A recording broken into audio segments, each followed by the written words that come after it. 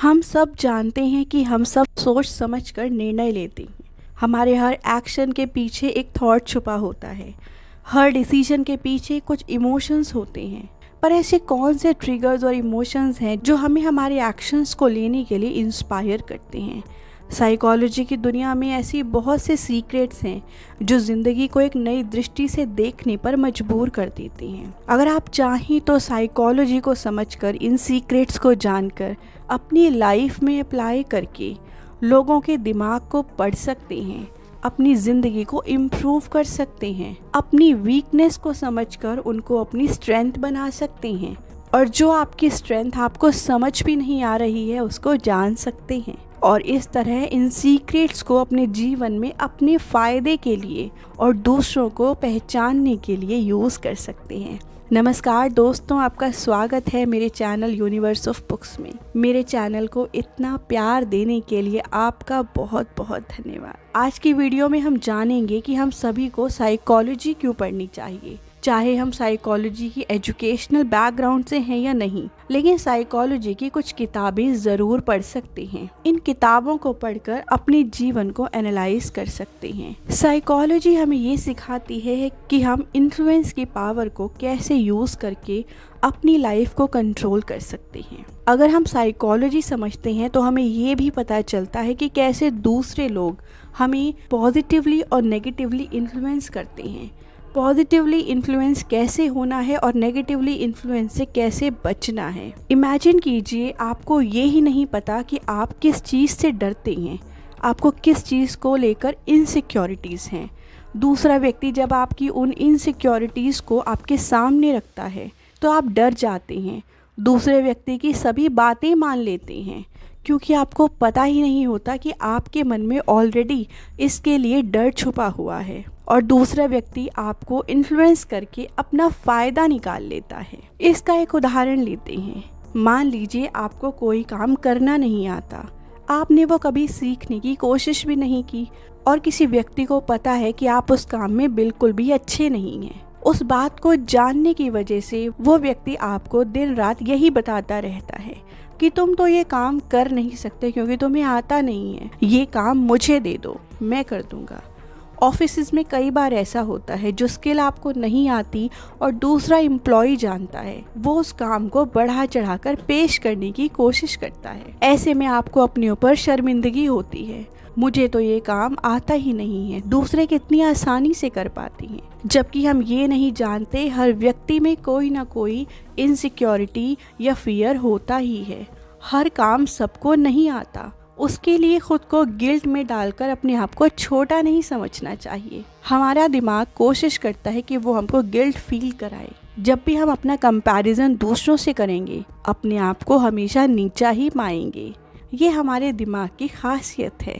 वहीं जब हम साइकोलॉजी पढ़ते हैं और ब्रेन के फंक्शंस और ब्रेन कैसे काम करता है ये जानते हैं, तब हमें पता चलता है कि ये तो हमारा ब्रेन हमें फील करवा रहा है, मुझे गिल्ट में जाने की कोई ज़रूरत नहीं है। साइकोलॉजी से हम ये भी सीखते हैं कि इमोशनली मैनिपुलेट कैसे किया जाए। साइकोलॉजी सिर्फ इमोशंस और फीलिंग नहीं समझाती, बल्कि उन्हें कंट्रोल और मैनिपुलेट करने के तरीके के बारे में भी बताती है। जैसे मान लीजिए आप किसी व्यक्ति के साथ बात कर रहे हैं, वो बात एक आर्ग्यूमेंट में बदल जाती है, दूसरा व्यक्ति आपको गलत ठहराने की कोशिश करता है और आपको गिल्ट में डालने की कोशिश करता है, आपको डाउटफुल फील करवाता है, आपके स्किल्स को क्वेश्चन करता है। उस समय आप गिल्ट में जाने भी लगते हैं।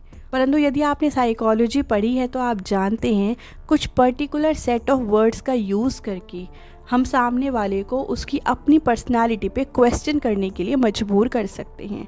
कुछ वर्ड्स हमारे माइंड को ट्रिगर करते हैं और हमें नीचा महसूस करवाते हैं। कौन से वर्ड्स चूज़ किए जाएं ताकि हमारा मेंटल स्टेट अपलिफ्ट हो सके और कौन से वर्ड्स चूज नहीं किए जाएं जो हमें गिल्ट और कंफ्यूजन में डालें। ये सभी चीज़ें हमें साइकोलॉजी से ही सीखने को मिलती हैं। कई बार ऐसा होता है, हम सोसाइटी में बहुत लोगों से मिलते हैं, बहुत बातें करते हैं और हमें ये समझ नहीं आता कि सामने वाला व्यक्ति सच बोल रहा है या झूठ। जानने की कोशिश भी करते हैं, लेकिन साइकोलॉजी से हमें पता चलता है कि बॉडी मूवमेंट्स, बॉडी पोस्चर्स और जेस्चर्स के थ्रू व्यक्ति ये बताने की कोशिश करता है कि वह सच बोल रहा है या गलत। अगर हमें इन छोटे छोटे क्यूज़ को समझना और पढ़ना आता है तो हम किसी बात को वैलिडेट कर सकते हैं, और ये हमें साइकोलॉजी से ही सीखने को मिलता है। हम अपनी लाइफ में बहुत सारी प्रॉब्लम्स का सामना करते हैं, टाइम से उठ नहीं पाते, सो नहीं पाते, बेवजह सोशल मीडिया स्क्रॉलिंग करते रहते हैं। पता होता है टाइम वेस्ट हो रहा है पर मज़ा बहुत ज़्यादा आ रहा होता है, दूर जाने का मन नहीं करता। यहाँ साइकोलॉजी हमारी हेल्प करती है, कैसे अपने सामने आने वाली चीज़ों को जो हमारे अटेंशन स्पैन को कम करती है उससे दूर जाया जाए। ऐसी कौन सी ट्रिक्स एंड टिप्स हैं जिससे हम अपने ब्रेन को बहुत ज़्यादा कंसंट्रेट करने के लिए यूज़ कर सकते हैं, अपने फोकस को कैसे बढ़ा सकते हैं, ब्रेन हैक्स क्या क्या हैं, ये हमें साइकोलॉजी से पता चलता है। जैसे डोपामिन हमारे ब्रेन को नेगेटिवली इम्पैक्ट करता है अगर ये बहुत ज़्यादा मात्रा में मिल जाए, और अगर ये सही काम करने से रिलीज़ होता है तो हमें अपने कामों को करने के लिए मोटिवेट करता रहता है। जब आप टाइम वेस्ट करके स्क्रॉलिंग करके बहुत सारा डोपामिन रिलीज़ करवा लेते हैं तो ब्रेन के पास अच्छे कामों के बाद रिलीज़ करने के लिए डोपामिन मिलता ही नहीं है। तभी आपको किताब पढ़कर बोरियत महसूस होती है, पॉडकास्ट देखने में गुस्सा आने लगता है टाइम बर्बाद हो रहा है। कोई 5 मिनट आपसे आराम से बात करे तो आपको लगता है ये जल्दी अपनी बात ख़त्म क्यों नहीं कर रहा, पता नहीं क्यों लंबी लंबी बातें बोल रहा है, क्योंकि अटेंशन स्पैन कम हो गया है। हमें लगता है 30 सेकंड या 1 मिनट की रील की तरह दूसरा व्यक्ति जल्दी से अपनी बात कहे और चला जाए। हमसे बोर नहीं हुआ जाता। अगर कुछ मिनट खाली मिल जाएं तो वो हमें काटने को दौड़ते हैं। हमें लगता है कुछ काम तो करना ही पड़ेगा, चाहे फ़ोन ही क्यों ना चलाना हो। ये सब इसलिए हो रहा है क्योंकि हम साइकोलॉजी नहीं जानते। हमें ये नहीं पता कि हमारे साथ क्या हो रहा है, हमारा ब्रेन कैसे वर्क कर रहा है। उसने अपना कंसंट्रेशन और अटेंशन स्पैन खो दिया है। उसको रिवाइव करने के लिए उसको अलग तरह से ट्रीट करना होगा, और ये सब आपको साइकोलॉजी की बुक्स पढ़ने से ही पता चलेगा। कई बार ऐसा होता है हम ये चाहते हैं कि हम किसी दुखी व्यक्ति के जीवन में कैसे खुशियाँ लाएं। यदि कोई उदास है तो उसे कैसे मुस्कुराने का रीज़न दें।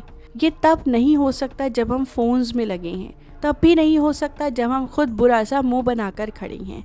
हमारी एक छोटी सी स्माइल कैसे दूसरे के ब्रेन के फंक्शंस को ऑल्टर कर सकती है। कैसे किसी का बुरा दिन आपकी एक छोटी सी स्माइल या आपके कुछ ब्यूटीफुल वर्ड्स से सुंदर बन सकता है। जब आप साइकोलॉजी पढ़ते हैं तो ये भी सीखते हैं। इसलिए हर व्यक्ति को साइकोलॉजी ज़रूर पढ़नी चाहिए। कुछ ऐसी बुक्स जिनसे हमें बहुत कुछ सीखने को मिलता है, जो हम अपने बिहेवियर में भी फॉलो कर सकते हैं। मैंने अपने चैनल पे बहुत सारी वीडियोस अपलोड की हैं जिनमें कुछ ऐसी बुक्स हैं जो डायरेक्टली साइकोलॉजी से रिलेटेड हैं। उसका लिंक आपको डिस्क्रिप्शन बॉक्स में मिल जाएगा, आप ज़रूर देखिएगा। बुक्स के नाम है don't believe everything you think, the secret of manifestation, the placebo effect, the winner effect, the psychology of money, brain rules, how to win friends and influence people. और भी कुछ बुक्स हैं जिनका लिंक आपको description box में मिलेगा।